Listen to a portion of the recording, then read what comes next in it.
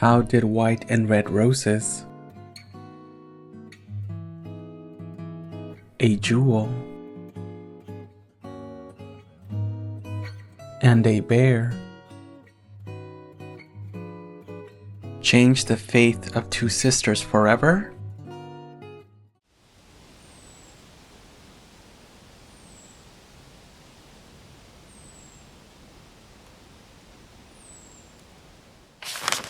There was once a poor widow who lived in a lonely cottage. In front of the cottage was a garden wherein stood 2 rose trees, one of which bore white and the other red roses. She had 2 children, who were like the 2 rose trees, and one was called Snow White, and the other Rose Red.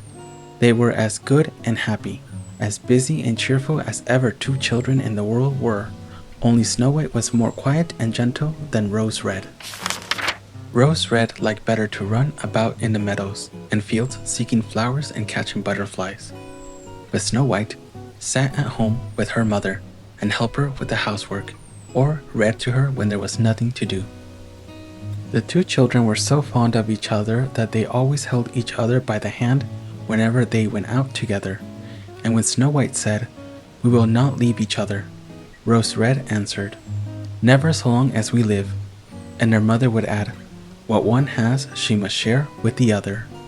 They often ran about the forest alone and gathered red berries, and no beast did them any harm, but came close to them trustfully. The little hare would eat a cabbage leaf out of their hands, the roe grazed by their side, the stag leaped merrily by them, and the birds sat still upon the boughs and sang whatever they knew. No mishap overtook them. If they had stayed too late in the forest and night came on, they laid themselves down near one another upon the moss and slept until morning came, and their mother knew this and had no distress on their account. Once, when they had spent the night in the wood and the dawn had roused them, they saw a beautiful child in a shining white dress sitting near them. He got up and looked quite kindly at them, but said nothing and went away into the forest. And when they looked around, they found that they had been sleeping quite close to a precipice, and would certainly have fallen into it in the darkness if they had gone only a few paces further. And their mother told them that it must have been the angel who watches over good children. Snow White and Rose Red kept their mother's little cottage so neat that it was a pleasure to look inside it. In the summer, Rose Red took care of the house, and every morning laid a wreath of flowers by her mother's bed before she awoke, in which was a rose from each tree. In the winter, Snow White lit the fire and hung the kettle on the wrekin. The kettle was of copper and shone like gold, so brightly was it polished. In the evening, when the snowflakes fell, the mother said, "Go, Snow White, and bolt the door." And then they sat round the hearth, and the mother took her spectacles and read aloud out a large book, and the 2 girls listened as they sat and span. And close by them lay a lamb upon the floor, and behind them upon a perch sat a white dove with its head hidden beneath its wings. One evening, as they were thus sitting comfortably together, someone knocked at the door as if he wished to be let in. The mother said, "Quick, Rose Red, open the door. It must be a traveler who is seeking shelter." Rose Red went and pushed back the bolt, thinking that it was a poor man, but it was not. It was a bear that stretched his broad, black head within the door. Rose Red screamed and sprang back. The lamb bleated, the dove fluttered, and Snow White hid herself behind her mother's bed. But the bear began to speak and said, "Do not be afraid. I will do you no harm. I am half frozen and only want to warm myself a little beside you." "Poor bear," said the mother, "lie down by the fire, only take care that you do not burn your coat." Then she cried, "Snow White, Rose Red, come out, the bear will do you no harm. He means well." So they both came out, and by the lamb and dove came nearer, and were not afraid of him. The bear said, "Here, children, knock the snow out of my coat a little." So they brought the broom and swept the bear's hide clean, and he stretched himself by the fire and growled contentedly and comfortably. It was not long before they grew quite at home, and they played tricks with their clumsy guest. They tugged his hair with their hands, put their feet upon his back and rolled him out, or they took a hazel switch and beat him, and when he growled, they laughed. But the bear took it all in good part. Only when they were too rough, he called out, "Leave me alive, children. Snowy white, rosy red, will you beat your lover dead?" When it was bedtime and the others went to bed, the mother said to the bear, "You can lie there by the hearth, and then you will be safe from the cold and the bad weather." As soon as day dawned, the two children let him out, and he trotted across the snow into the forest. Henceforth, the bear came every evening at the same time, laid himself down by the hearth, and let the children amuse themselves with him as much as they liked, and they got so used to him that the doors were never fastened until their black friend had arrived. When spring had come, all outside was green. The bear said one morning to Snow White, "Now I must go away, and cannot come back for the whole summer." "Where are you going, then, dear bear?" asked Snow White. "I must go into the forest and guard my treasures from the wicked dwarfs. In the winter, when the earth is frozen and hard, they are obliged to stay below and cannot work their way through. But now, when the sun has thawed and warmed the earth, they break through it and come out to pry and steal. And what once gets in their hands and in their caves does not easily see daylight again." Snow White was quite sorry for his going away, and as she unbolted the door for him, and the bear was hurrying out, he caught against the bolt and a piece of his hairy coat was torn off, and it seemed to Snow White as if she had seen gold shining through it, but she was not sure about it. The bear ran away quickly, and was soon out of sight behind the trees. A short time afterwards, the mother sent her children into the forest to get firewood. There they found a big tree which lay felled on the ground, and close by the trunk something was jumping backwards and forwards in the grass, but they could not make out what it was. When they came near, they saw a dwarf with an old withered face and a snow-white beard a yard long. The end of the beard was caught in a crevice of the tree, and the little fellow was jumping backwards and forwards like a dog tied to a rope, and did not know what to do. He glared at the girls with his fiery red eyes and cried, "Why do you stand there? Can you not come here and help me?" "What are you about there, little man?" asked Rose Red. "You stupid prying goose," answered the dwarf. "I was going to split the tree to get a little wood for cooking. The little bit of food that one of us wants gets burned up directly with thick logs.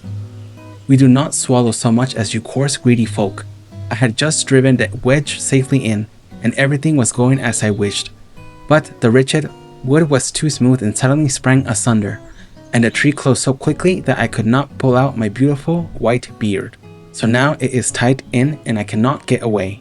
And the silly little sleek milk-faced things laugh. Ugh, how odious you are."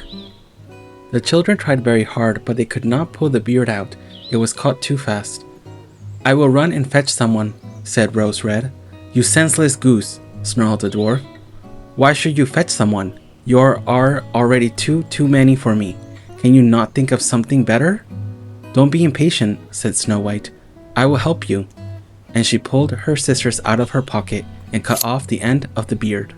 As soon as the dwarf felt himself free, he laid hold of a bag which lay amongst the roots of the tree, and which was full of gold, and lifted it up, grumbling to himself, "Uncouth people, to cut off a piece of my fine beard, bad luck to you." And then he swung the bag upon his back, and went off without even once looking at the children. Some time after that, Snow White and Rose Red went to catch a dish of fish. As they came near the brook, they saw something like a large grasshopper jumping towards the water, as if they were going to leap in. They ran to it and found out it was the dwarf. "Where are you going?" said Rose Red. "You surely don't want to go into the water." "I am not such a fool," cried the dwarf. "Don't you see that the accursed fish wants to pull me in?" The little man had been sitting there fishing, and unluckily the wind had twisted his beard with the fishing line. Just then a big fish bit, and the feeble creature had not strength to pull it out. The fish kept the upper hand and pulled the dwarf toward him. He held on to all the reeds and rushes, but it was of little good, and he was forced to follow the movements of the fish, and was in urgent danger of being dragged into the water. The girls came just in time. They held him fast and tried to free his beard from the line, but all in vain. Beard and line were entangled fast together. Nothing was left but to bring out the scissors and cut the beard, whereby a small part of it was lost. When the dwarf saw that, he screamed out, "Is that civil, you toadstool, to disfigure one's face? What is not enough to clip off the end of my beard? Now you have to cut off the best part of it? I cannot let myself be seen by my people. I wish you had not been made to run the soles of your shoes." Then he took out a sack of pearls which lay in the rushes, and without saying a word more, he dragged it away and disappeared behind a stone. It happened that soon afterwards, the mother sent the two children to the town to buy needles and thread, and laces and ribbons.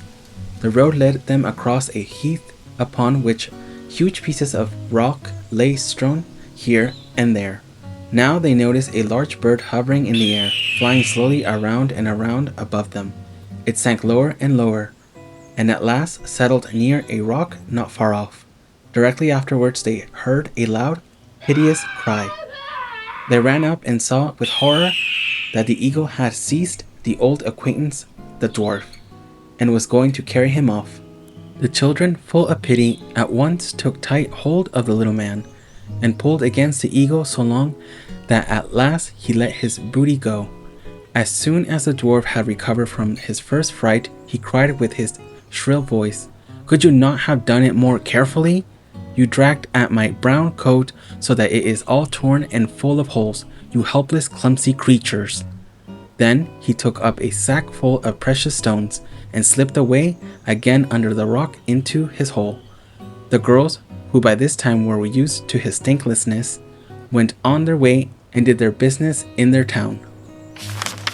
As they crossed the heath again on their way home, they surprised the dwarf, who had emptied out his bag of precious stones in a clean spot, and had not thought that anyone would come there so late. The evening sun shone upon the brilliant stones. They glittered and sparkled with all colors so beautifully that the children stood still and looked at them. "Why do you stand gaping there?" cried the dwarf, and his ashen gray face became copper red with rage. He was going on with his bad words when a loud growling was heard, and a black bear came trotting towards them out of the forest. The dwarf sprang up in a fright, but he could not get to his cave, for the bear was already close.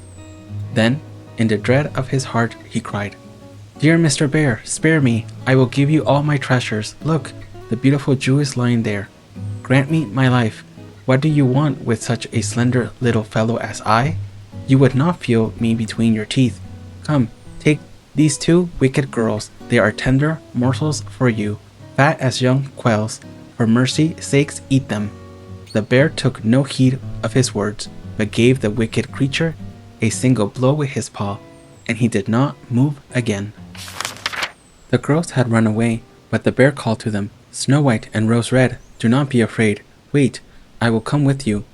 Then they knew his voice and waited, and when he came up to them suddenly, his bearskin fell off, and he stood there, a handsome man, clothed all in gold.